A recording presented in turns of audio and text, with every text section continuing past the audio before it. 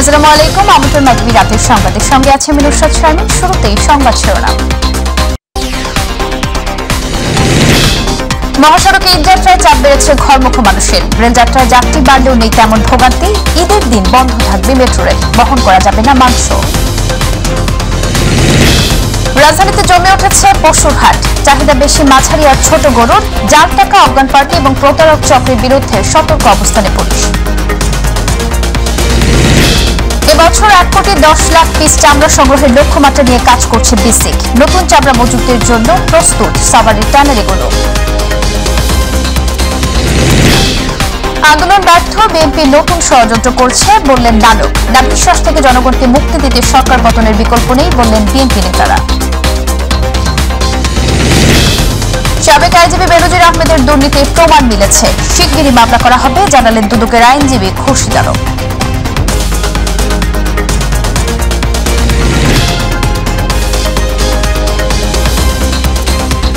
দর্শক শুনছিলেন সংবাদ শিরোনামগুলো, এবার বিস্তারিত। আর মাত্র 3 দিন পরেই পবিত্র ঈদ উল আজহা। আর ঈদকে সামনে রেখে প্রিয়জনের কাছে ছুটছেন রাজধানী ঢাকার লাখো বাসিন্দা। এরই মধ্যে শুরু হয়েছে ঈদ যাত্রা। বৃহস্পতিবার ছিল ঈদের আগের শেষ অফিস, আর এদিন অনেকেই কর্মস্থলে হাজিরা দিয়ে ছুটেছেন বাড়ির পথে। এবার এখন পর্যন্ত বাসে কিংবা ট্রেনে ভোগান্তি ছাড়াই যাত্রা করতে পারছেন মানুষ। বিস্তারিত দেখুন প্রতিবেদনে। পবিত্র ঈদ উল আজহাকে কেন্দ্র করে শেকড়ের টানে রাজধানী ছেড়ে আপন নিরে ফিরতে শুরু করেছেন সাধারণ মানুষ।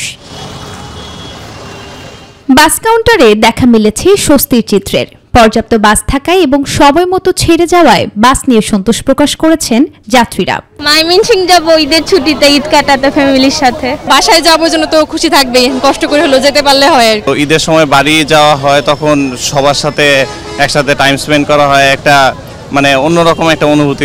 গতকাল ট্রেন ছাড়তে কিছুটা সময় বিলম্বের অভিযোগ থাকলেও আজ সকাল থেকে সময় মতো প্ল্যাটফর্ম ছেড়ে যাচ্ছে যাত্রীদের কাঙ্ক্ষিত ট্রেনগুলো, যাতে খুশি ঈদে ঘরমুখী যাত্রীরা। আমি আমার দাদু বাড়িতে যাচ্ছি কোরবানি ঈদ করতে। আমার বড় যাচ্ছি, আমার ছোট যাচ্ছি, আমাদের সবাই ফ্যামিলি মিলে আমরা ওখানে কোরবানি ঈদ করব।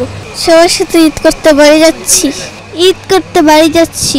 ট্রেনে যেন সবাই নিরাপদে এবং সময় মতো বাড়ি ফিরতে পারে, সেজন্য রেল কর্তৃপক্ষ সর্বোচ্চ চেষ্টা করে যাচ্ছে বলে জানিয়েছেন এই কর্মকর্তা।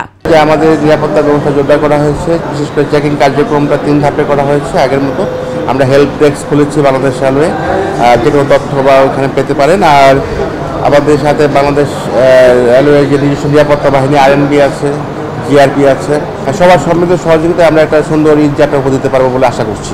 সাধারণ মানুষের নারীর টানে বাড়ি ফেরার পথ চলাকে নিরাপদ, নির্বিঘ্ন এবং সহজতর করার লক্ষ্যে সড়কে সব ধরনের ব্যবস্থা থাকায় উৎসবের আমেজ বিরাজ করছে যাত্রী থেকে শুরু করে সকলের মাঝে। নুসরাত শারমিন, মাই টিভি, ঢাকা। পবিত্র ঈদ উল আজহাকে সামনে রেখে কমলাপুর রেল স্টেশনে বেড়েছে ঘরমুখী মানুষের ভিড়। যাত্রীদের নিরাপত্তায় কাজ করছে আইন শৃঙ্খলা বাহিনীগুলো। সকালে কমলাপুর রেল স্টেশনে ঈদযাত্রা পরিস্থিতি পর্যবেক্ষণে আসেন র্যাবের আইন ও গণমাধ্যম শাখার পরিচালক কমান্ডার আরাফাত ইসলাম। পরে তিনি সাংবাদিকদের জানান, সামনে থেকে আর টিকিট কালোবাজারি থাকবে না। ঈদযাত্রা নিরাপদ করতে প্রতিটি স্টেশনে গোয়েন্দা নজরদারি বাড়ানো হয়েছে উল্লেখ করে তিনি জানান, বাস ও লঞ্চ টার্মিনাল এবং রেল স্টেশনে কাজ করছে র্যাব। ঘরমুখী যাত্রীদের নিরাপত্তা নিশ্চিত করার জন্য আমরা নানা রকম উদ্যোগ গ্রহণ করেছি। গোয়েন্দা এবং নজরদারি আমরা বৃদ্ধি করেছি। আমরা স্ট্যাটিক এবং মোবাইল পেট্রোল চালু রেখেছি। টিকিট কালোবাজারি যে চক্র আছে তাদের বিরুদ্ধে আমাদের গোয়েন্দা নজরদারি অব্যাহত আছে। ঈদযাত্রায় মহাসড়কে চাপ বেড়েছে ঘরমুখো মানুষের।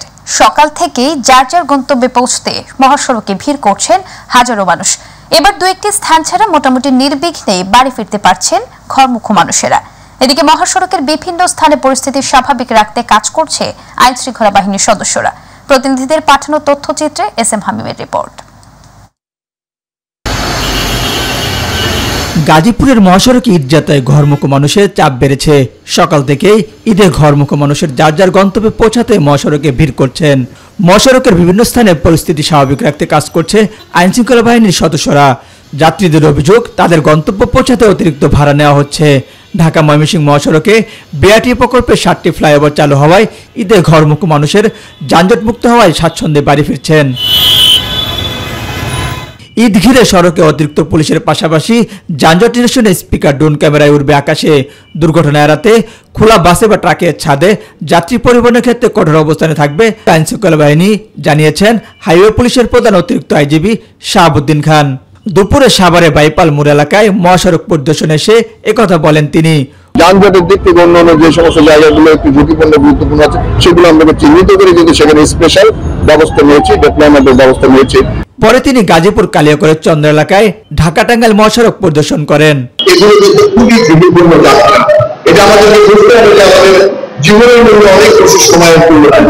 ঢাকা চট্টগ্রাম মহাসড়কে বেড়েছে ঈদে ঘরমুখী মানুষের ভিড়। দুপুরে ঈদে ঘরমুখী মানুষের যাত্রা নিরাপদ ও নির্বিঘ্ন করতে ঢাকা চট্টগ্রাম মহাসড়কের কুমিল্লা নিমসার বাজার ও গৌরীপুর এলাকা পরিদর্শন করেছেন কুমিল্লা রিজন হাইওয়ে পুলিশের অতিরিক্ত ডিআইজি খায়রুল আলম। এ সময় তিনি মহাসড়কের পাশে থাকা অবৈধ দোকানপাট উচ্ছেদ করেন।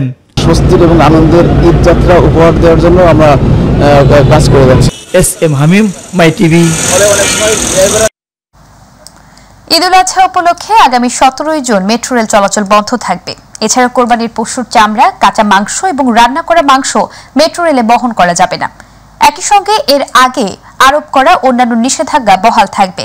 বৃহস্পতিবার এক বিজ্ঞপ্তিতে এ তথ্য জানিয়েছে Dhaka mass transit company limited. বিজ্ঞপ্তিতে বলা হয়েছে, অফিস সময় পরিবর্তনের সঙ্গে সামঞ্জস্য রেখে মেট্রো রেল চলাচলের নতুন সময় নির্ধারণ করা হয়েছে। আগামী 19 জুন থেকে কার্যকর হবে এই নতুন কর্মসূচি। নতুন সময় অনুযায়ী উত্তরা উত্তর স্টেশন থেকে প্রথম ট্রেন ছাড়বে 7:10 দিনের সর্বশেষ ট্রেন ছাড়বে রাত 8:33 মতিঝিল থেকে প্রথম ট্রেন ছাড়বে সকাল 7:30 এবং শেষ ট্রেন ছাড়বে 9:13।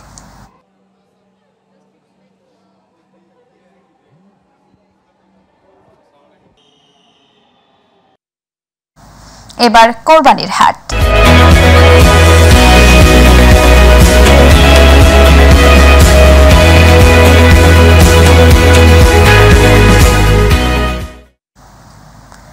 কোরবানি ঈদের বাকি আর মাত্র 4 দিন। রাজধানীতেও জমজমাট কোরবানির হাট। মাঝারি আর ছোট গরুর চাহিদা তুলনামূলক বেশি। সকালে গাবতলী পশুর হাট পরিদর্শন করেন আইজিপি চৌধুরী আব্দুল আল মামুন। তিনি জানান, ঈদে ঘরমুখী মানুষের যাত্রা নির্বিঘ্ন করা সহ যানজট নিরসনে কঠোর ব্যবস্থা নিয়েছে আইনশৃঙ্খলা বাহিনী। হাটে জাল টাকা, অজ্ঞান প্রার্থী, প্রতারক চক্র সহ বিভিন্ন বিষয় নজরদারিতে রাখা হয়েছে বলেও জানান তিনি। আবু সাইদপুর রিপোর্ট।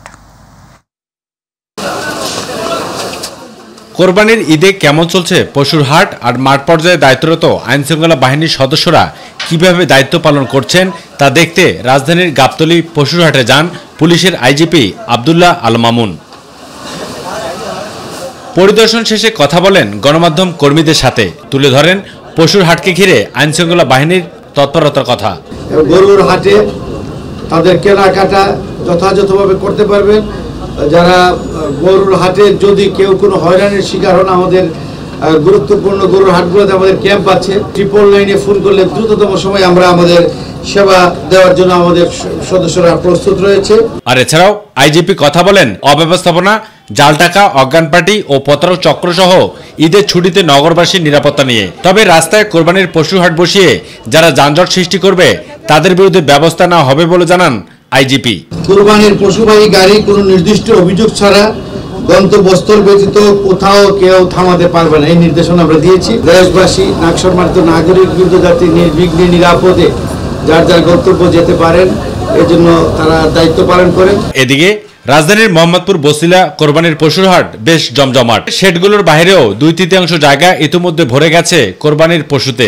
এমনকি শেডের বাইরের ফাঁকা স্থান ও রাস্তার পাশের জায়গাগুলোতে খুঁটি বসিয়ে অনেকেই পশু রাখতে শুরু করেছেন।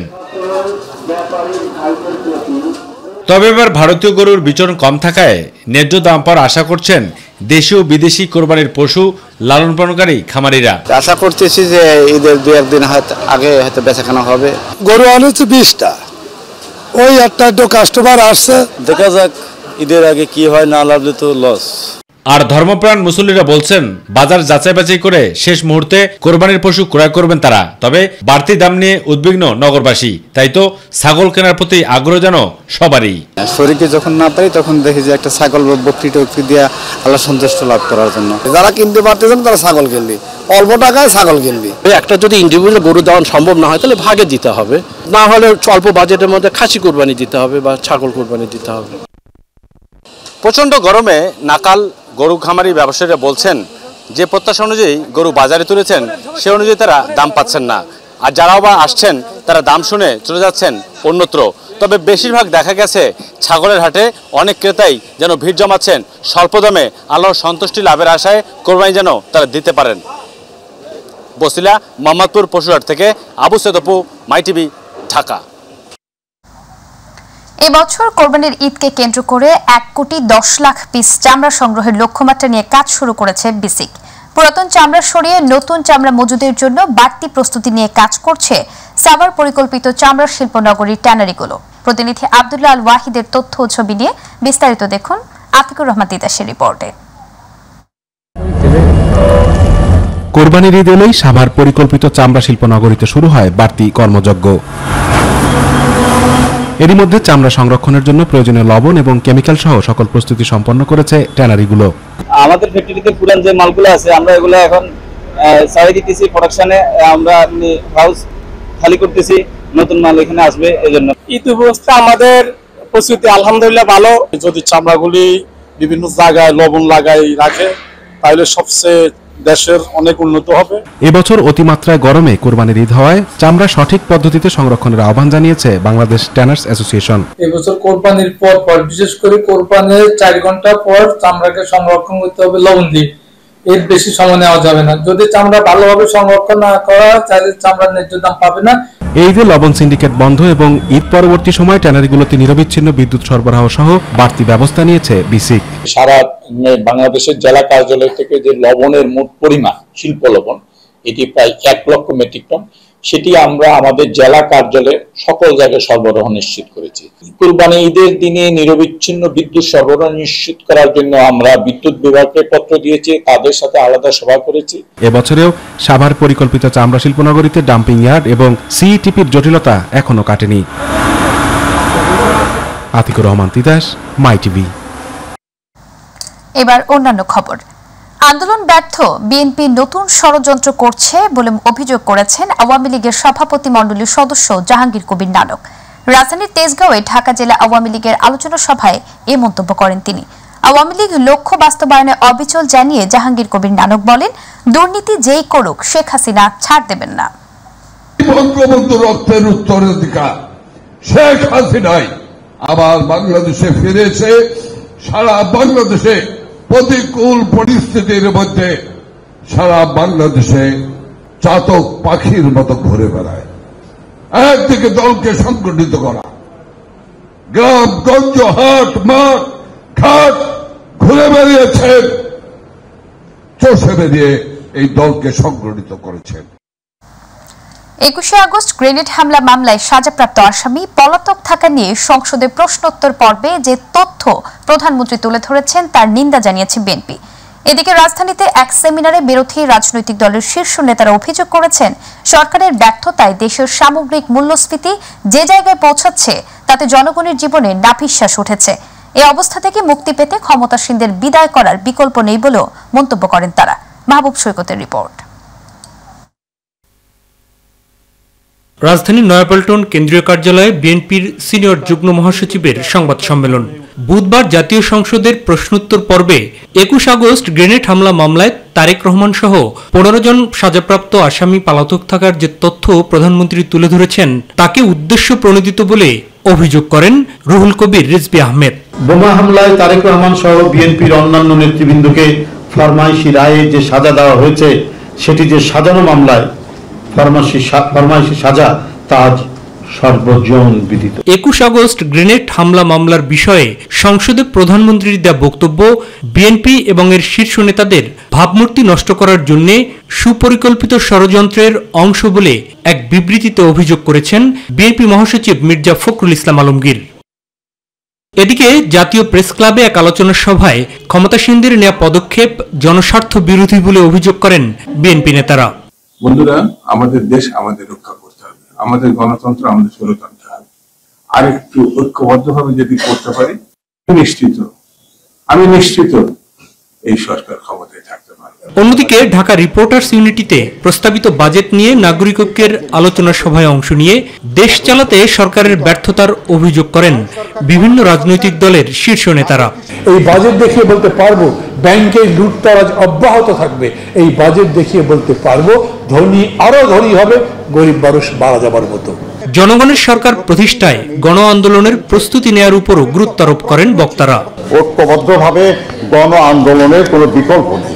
আসুন আমরা আরো ঐক্যবদ্ধ হয়ে এই আন্দোলনটাকে বেগবান করি। এদিকে জাতীয় প্রেস ক্লাবের সামনে এক কর্মসূচিতে ক্ষমতাসীনরা জনবিরোধী বলে অভিযোগ করেন বক্তারা। মাহবুব সৈকত, মাই টিভি, ঢাকা। সাবেক আইজিপি বেনজির আহমেদের বিরুদ্ধে দুর্নীতির প্রমাণ মিলেছে, শিগগিরই মামলা করা হবে বলে জানিয়েছেন দুর্নীতি দমন কমিশনের আইনজীবী খুরশিদ আলম খান। দুপুরে তিনি সাংবাদিকদের জানান, দুদক আইন অনুযায়ী যেগুলো অপরাধ ধরা হয় তার সবই করেছেন বেনজির। গত 18 এপ্রিল বেনজির আহমেদের বিরুদ্ধে কোটি কোটি টাকার অবৈধ সম্পদ অর্জনের অভিযোগে অনুসন্ধানে নামে দুদক। পরে দুদকের আবেদনের পরিপ্রেক্ষিতে বেনজির আহমেদ তার স্ত্রী এবং সন্তানদের নামে থাকা স্থাবর অস্থাবর সম্পত্তি ক্রোক ও ফ্রিজের আদেশ দেন আদালত। সব ক্রেডিবল এভিডেন্স পাওয়া গেছে, সেটাকে আমাদের কাছে আপাতত মনে হচ্ছে অপরাধলব্ধ আয়, এটার যথেষ্ট বিশ্বাসযোগ্যতা হয়তো বা আছে। মামলা কখন হবে এটা কমিশন সিদ্ধান্ত নেবে, তবে ক্রেডিবল ইনফরমেশন যতটুকু পাওয়া গেছে সেটা যদি বিশ্বাসযোগ্য হয় অবশ্যই কমিশন সেটা।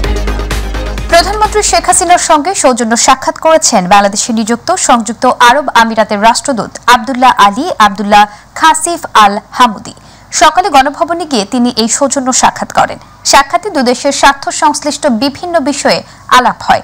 সংযুক্ত আরব আমিরাতের রাষ্ট্রদূত বলেন, তার দেশ বাংলাদেশের সঙ্গে সহযোগিতামূলক বন্ধুত্বপূর্ণ সম্পর্ক আরও সামনে এগিয়ে নেবে। এ সময় প্রধানমন্ত্রী শেখ হাসিনাও বাংলাদেশের বিশেষ অর্থনৈতিক অঞ্চলে বিনিয়োগ করতে আরব আমিরাতের প্রতি আহ্বান জানান।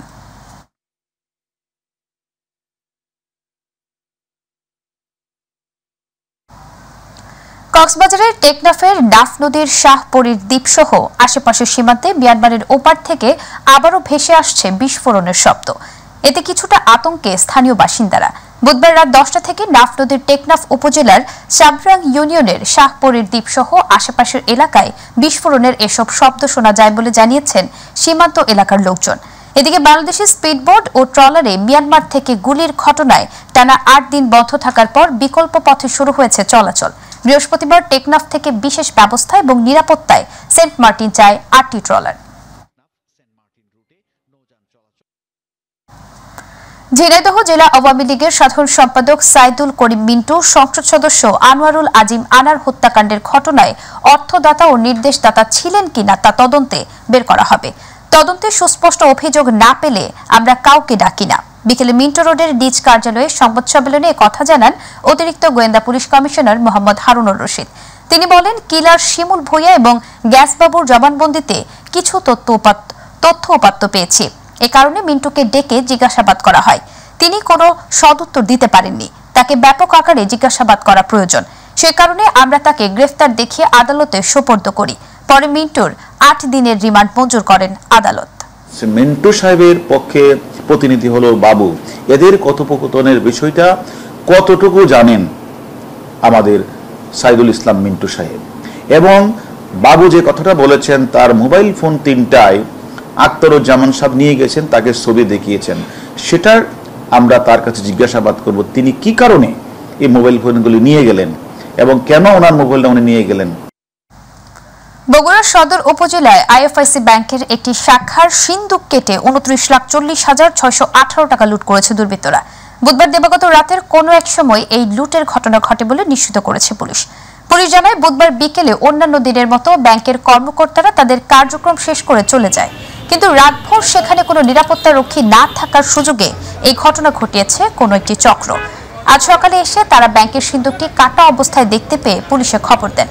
প্রাথমিকভাবে 29 লাখের কিছু বেশি টাকা লুটের হিসেব নিশ্চিত হওয়া গেছে বলেও জানান বগুড়া সদর থানার ভারপ্রাপ্ত কর্মকর্তা শাইহান ওলিউল্লাহ। দর্শক, সংবাদের শেষ প্রান্তে আমরা, তবে যাবার আগে সংবাদ শিরোনামগুলো জানিয়ে দিব আরো একবার। মহাসড়কে ঈদ যাত্রায় চাপ বেড়েছে ঘরমুখী মানুষের। রেল যাত্রায় যাত্রী বাড়লেও নেই তেমন ভোগান্তি। ঈদের দিন বন্ধ থাকবে মেট্রো রেল, বহন করা যাবে না মাংস। রাজধানীতে জমে উঠেছে পশুর হাট। চাহিদা বেশি মাঝারি আর ছোট গরুর। জাল কাটা, অজ্ঞান পার্টি এবং প্রতারক চক্রের বিরুদ্ধে সতর্ক অবস্থানে পুলিশ।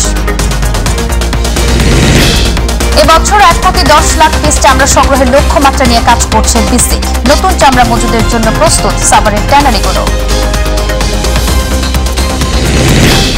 আন্দোলনে ব্যর্থ বিএনপি নতুন ষড়যন্ত্র করছে বললেন নানক। নাগরিক থেকে জনগণকে মুক্তি দিতে সরকার পতনের বিকল্প নেই বললেন বিএনপি নেতারা। সাবেক আইজিপি বেনজির আহমেদের দুর্নীতির প্রমাণ মিলেছে, শিগগিরই মামলা করা হবে জানালেন দুদকের আইনজীবী খুরশিদ আলম।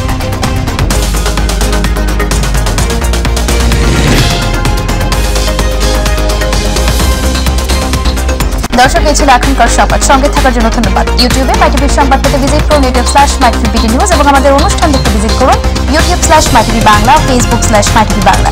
আমাদের পরবর্তী সংবাদ রাত 9:30 দেখার আমন্ত্রণ জানিয়ে বিদায় নিচ্ছি আমি নুসরাত শারমিন। আল্লাহ হাফেজ।